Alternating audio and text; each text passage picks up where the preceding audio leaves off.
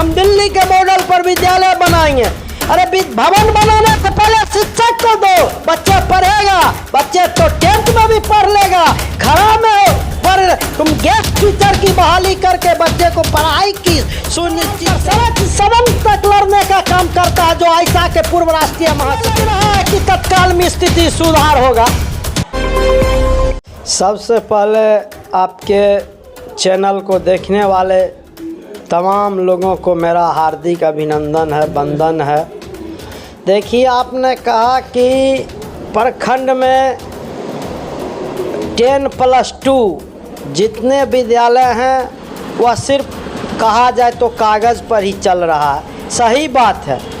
उसी आलोक में मैं आपको देखे होंगे एक सप्ताह पूर्व दुर्गा 10+2 हाई स्कूल मैघोल के वर्तमान HM मकसूदन जी ने एक त्राहिमाम संदेश जिला शिक्षा पदाधिकारी को अपने आवेदन के द्वारा भेजा कि हमारे पास करीब 1200 बच्चे हैं, लेकिन हमारे पास न भवन उस तरह का है, न उपस्कर है बैठने के लिए, और न विद्यालय में बच्चे को पढ़ाने के लिए किसी प्रकार का शिक्षक है।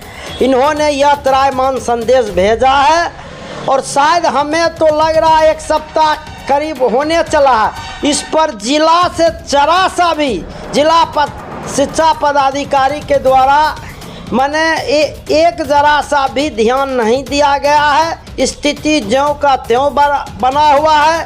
बच्चे की पढ़ाई बाधित है, क्योंकि सरकार ने कहा कि कोचिंग नहीं पढ़ेंगे बच्चे, 10 से 4 बच्चे विद्यालय आ रहे हैं, उपस्थिति अनिवार्य कर दिया गया। और विद्यालय में तो ये हालात है, बच्चे की उपस्थिति कौन लेगा? इस 1200 बच्चे की उपस्थिति लेने के लिए विद्यालय में शिक्षक नहीं है। जहाँ तक 10+2 की बात है, वहाँ तो गेस्ट टीचर भी नहीं है। कुछ लोगों बता रहे हैं गेस्ट टीचर 1 से 2 आए, उसके बगल के परियोजना विद्यालय में भेज दिया गया। यहाँ तो उपस्थित लेने वाले टीचर नहीं है, तो पढ़ाने वाले कहाँ से?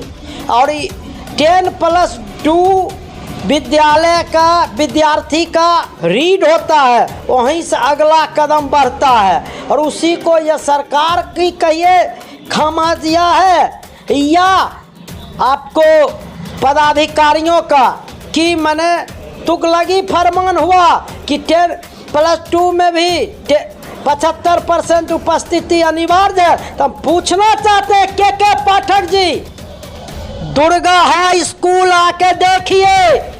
यह अमर शहीदों की धरती का स्कूल है, क्रांतिकारियों की धरती है। यहाँ ने अंग्रेजों के खिलाफ तिरंगा फहराने वाला यह हाई स्कूल है। उस हाई स्कूल का आके वर्तमान समय में आप व्यवस्था देखिए। के पाठक DO साहब, हम ये खुलेआम चुनौती देते हैं, लेकिन ये लोग नहीं आएंगे। ये लोग पटना के इर्द गिर्द ही विद्यालय में अपना घूमेंगे और माने टीचर को भयभीत करेंगे, बच्चे को भयभीत करेंगे, अभिभावक को भयभीत करेंगे, लेकिन सुदूर देहात आप आइए। जैसा कि अभी जैसा देखने को मिल रहा है, इस परिस्थिति में जो छात्र जो हैं विद्यालय में तो पढ़ाई कर नहीं रहे हैं, और कोचिंग संस्थान को भी जो बंद करवाया गया है, जो कि 4 बजे के बाद ही, तो जो कुछ इतने छात्र हैं कि एडजस्ट नहीं हो पा रहे। तो क्या लग रहा है कि इस तरह से यदि जो परीक्षा में का परिणाम आएगा वह पूरी तरह से छात्र उससे ग्रसित हो जाएंगे या कुछ और होगा? देखिए, हम तो कर रहे हैं, पूरे शिक्षा व्यवस्था चौपट है।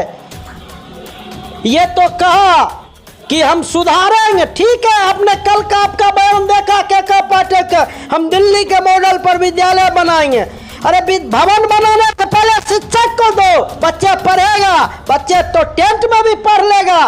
खड़ा में पर तुम गेस्ट टीचर की बहाली करके बच्चे को पढ़ाई की सुनिश्चित करो।